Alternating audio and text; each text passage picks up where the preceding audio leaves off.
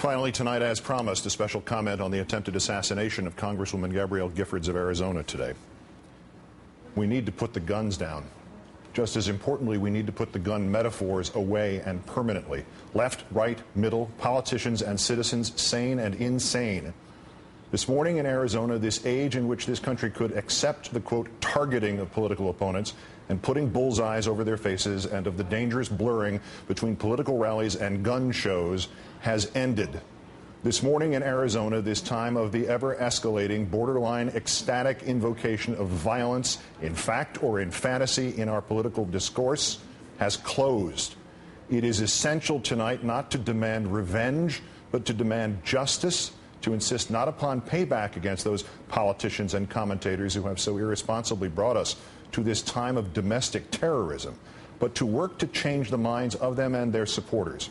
Or if those minds tonight are too closed, or if those minds tonight are too unmoved, or if those minds tonight are too triumphant, to make sure by peaceful means that those politicians and commentators and supporters have no further place in our system of government.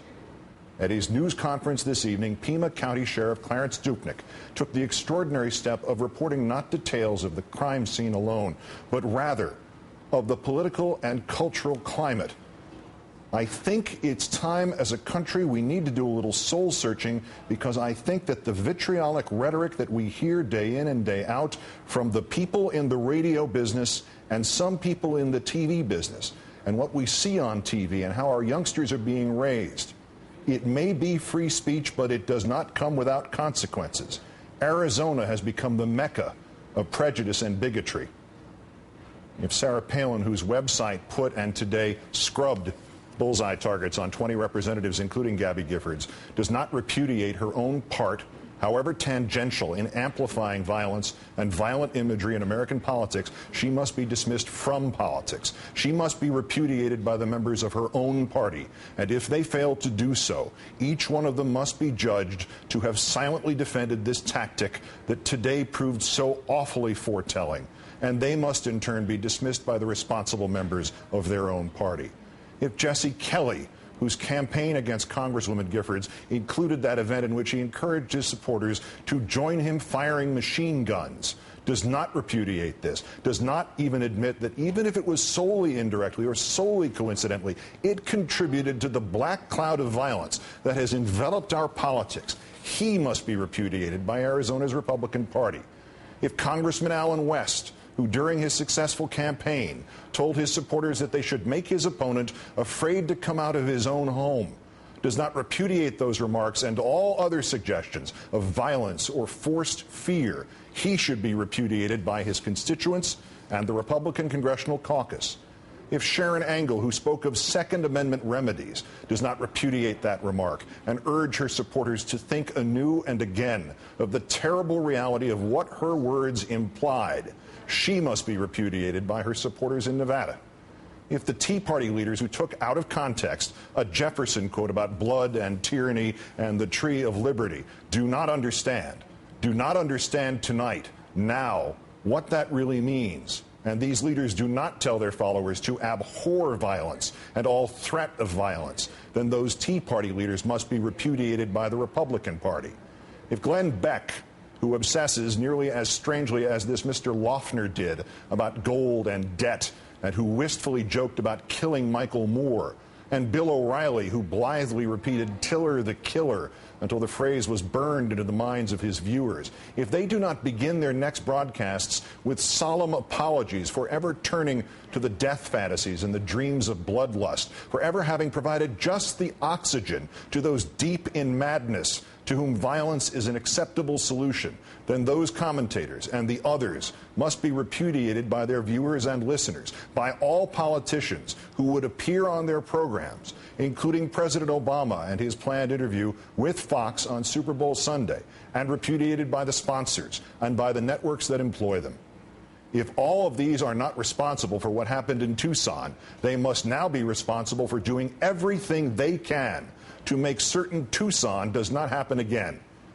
And if those of us considered to be on the left do not rededicate ourselves to our vigilance, to eliminate all our own suggestions of violence, however inadvertent they might have been, however mild they might have been, then we too deserve the repudiation of the more sober and peaceful of our politicians and our viewers and our networks.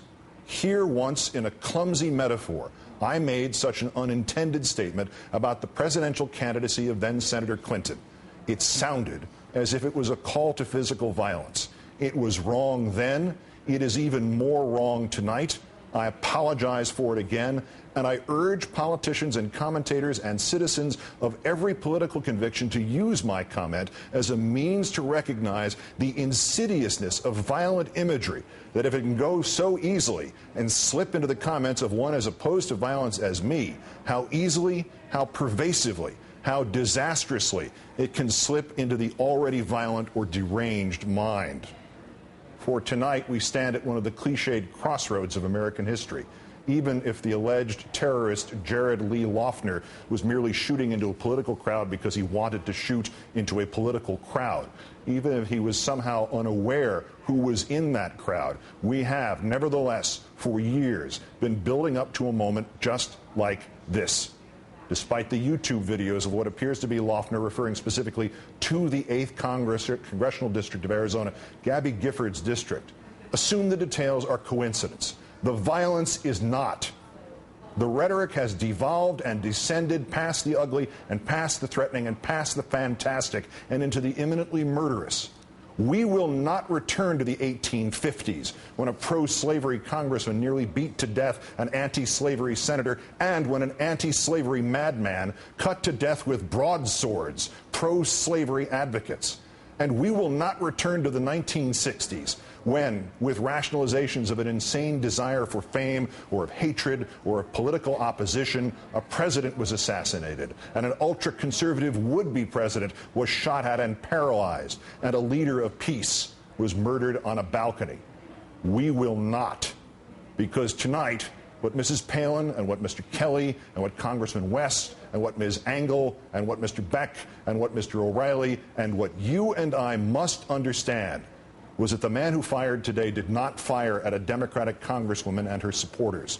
He was not just a madman incited by 1,000 daily temptations by slightly less madmen to do things they would not rationally condone. He fired today into our liberty and our rights to live and to agree or disagree in safety and in freedom from fear that our support or opposition will cost us our lives or our health or our sense of safety. The bullseye might just as well have been on Mrs. Palin or Mr. Kelly or you or me.